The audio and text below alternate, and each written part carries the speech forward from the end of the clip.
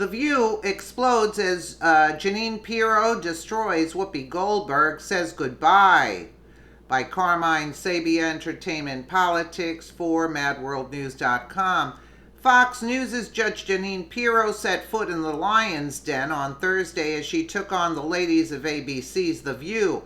Pirro and Whoopi Goldberg got into a heated debate in a brutal way, but what was more insane that the interview itself was the way it ended. The Fox News host supposedly went on the show to promote her book, Liars, Leakers, and Liberals, the case against the anti-Trump conspiracy, but it was apparent from when she stepped on the stage that she was there for war, no matter the fact that it was a 5 versus 1 battle. Pirro was not about to back off.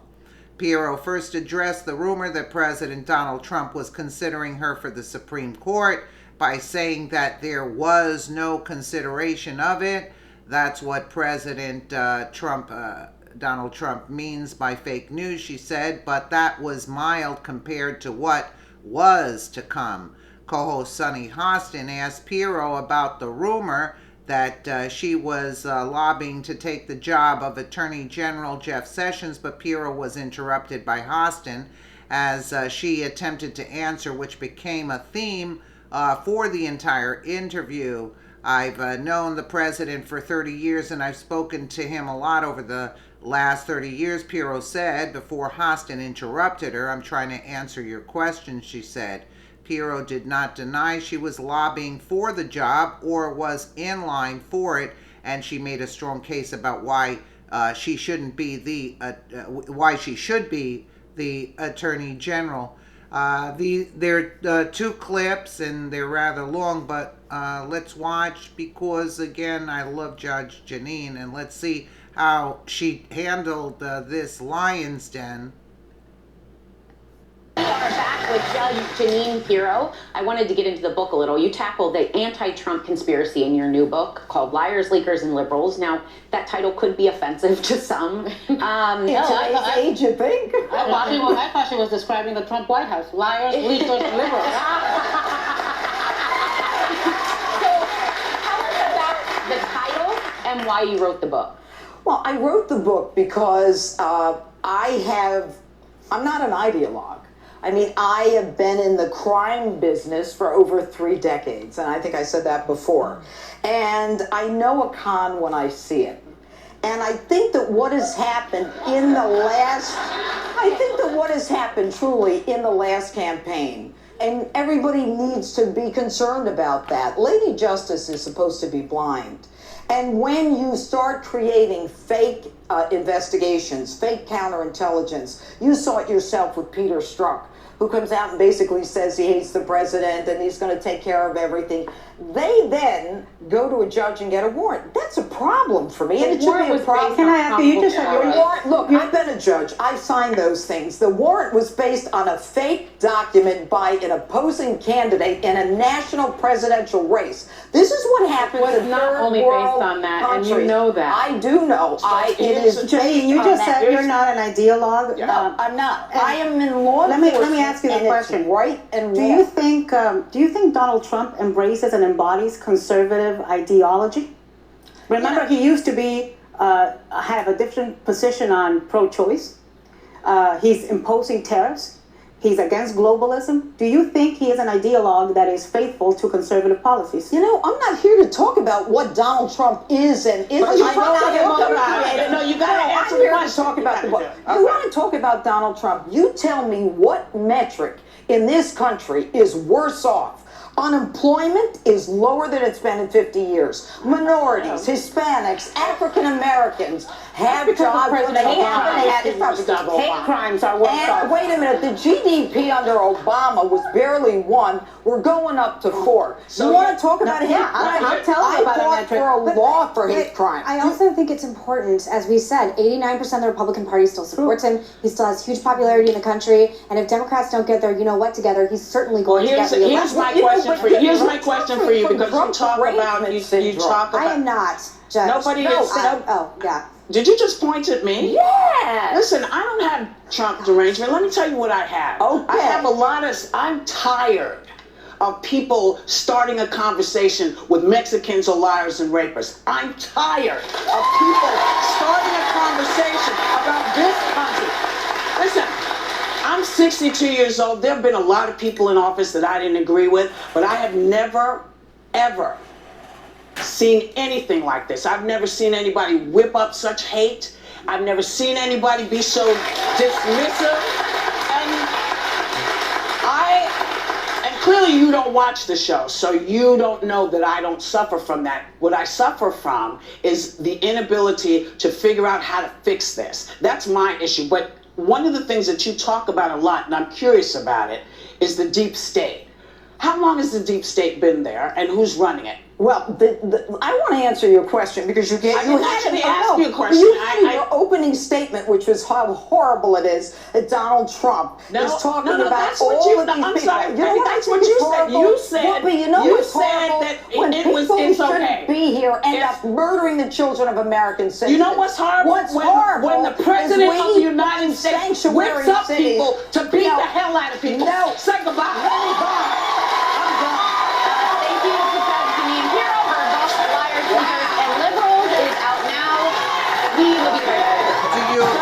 Did you see that? So you saw me do something I very rarely do. You're a disgrace, Whoopi. You're a disgrace. You're a disgrace, and I don't even know why Judge Jeannine went on your disgraceful show. Rarely lose my cool, and I'm not proud of it. I don't like it. But I also don't like being accused of being hysterical, because that's one... You are hysterical. I try not to be on this show. So, have a great day. Did you see that disgraceful display of Whoopi? Did you see the disgraceful display? Yeah. So there's not much to see here. Yeah, she says you really... The reason she is not hysterical on the show is because no one challenges her. She bullies people and pushes them around so that they don't argue with her. When faced with a woman who was not about to be intimidated, Whoopi folded like a house of cards and ended the show. It was one of the most pathetic performances she has ever given, and she has given many. Yeah, you see what I'm saying? Let's, we can see the other clip. I don't know. President Trump's summit with Putin was a PR disaster that sparked outrage from both Democrats and Republicans, but he still has people in his corner like our next guest. Please welcome author of the new book, Liars, Leakers, and Liberals, Judge Jeannine Pirro. Hi. And you notice, like, when Judge Jeannine says something positive about Trump that the audience is not clapping, they hold up cards to tell the audience when to clap, you know? Good to see you again. We worked together at Fox for a long time. So you were on the short list to be a Supreme Court pick. Even Don Jr. tweeted, quote, "That would be pretty awesome." Did the president ever speak to you about being on the Supreme Court? Well, I speak to the president quite often, but there was no discussion about me being on the Supreme Court. And I think that's what he means by fake news. It's on the front page of a New York City, one of the biggest newspapers. Look, I've been a judge. I was an elected county judge. I mean, I love it. It's not the most exciting job in the world, but no. Okay. Well, what about the rumor that you've lobbied to take over Jeff Sessions' job as an attorney general? You said you just speak to the president all the time. I do. Have you spoken to him about that? I've known the president for 30 years, and I've spoken to him quite a lot over the last 30 years. But how about to be honest, look, we talk about a lot of things, and I actually... But how about the attorney general? I'm trying to answer your question. Okay. What I'm trying to do when I go to the Oval Office or I speak to the president, I don't say anything different from what I say on my show Justice on Saturday nights. And that is that it is time that there are consequences for some of the things that are going on in Washington. Look, I've been a prosecutor, a judge, and a DA for 30 years. I've run for office 5 times. I believe in consequences. And when people violate the law, there needs to be consequences. And we're not seeing that in Washington. We're not seeing people made accountable for what they've done. So to answer your question directly, I have spoken to him, not about getting the job, no, but about having someone in that job. I don't care who it is, as long as it's an attorney general who's not in a closet hiding somewhere, who 24 hours after he took the job said, I'm not going to do anything with respect to the election, and that's all we've been talking about for a year and a half. Would you take the job? I haven't been offered the job. Okay. That's not a no. That's not a no. Well, let's talk a little about Russia. He met with Putin in Helsinki. A lot of folks, Democrats and Republicans, agree it was probably not the best idea because it kind of undermines our country. What do you think? Not the best idea, Whoopi? Come on. Every president in the last 75 years has met with the head of the Kremlin.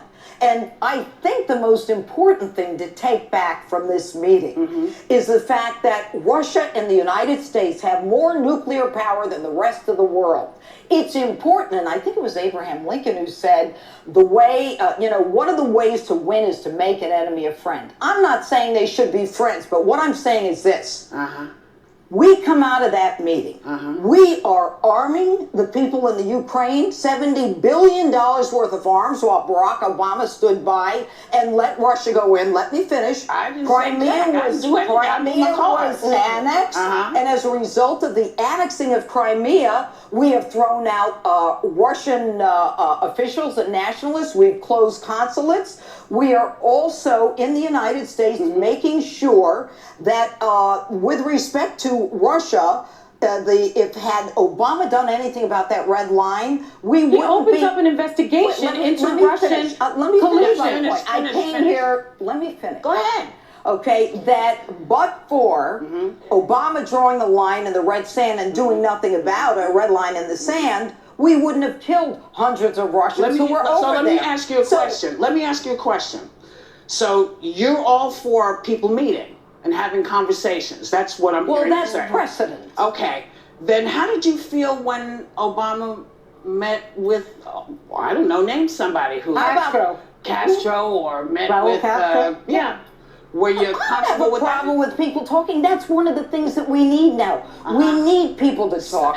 People who ostensibly hate each other. It's time we sat down and had now. Can I just one thing that jumped out at me is you said there should be consequences for laws. My understanding of the annexing of Crimea was that it was an international agreement that they could not go into Crimea. So those were consequences, and that means we won't sit down at a table. We will push back on you, Russia. And that's so. I'm just curious if that's. And what did Barack Obama do? But it doesn't matter, Jeannine. Barack Obama is no longer president. How much longer are we going to be rehashing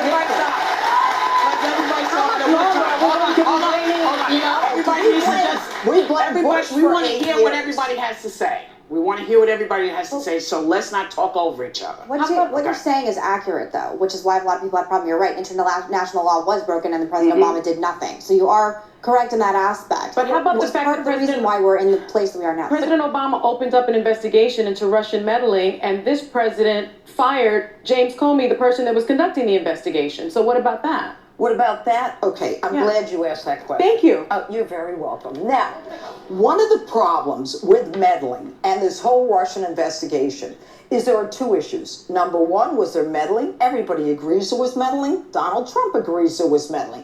Although Barack Obama said about a month before the election, there's no way anyone could meddle in the election. There can't be a rigged election. Do remember that your friend also was made aware of the meddling. He was aware. That's not what I'm saying. I know that's not what you're saying, but I'm adding to what you're putting out.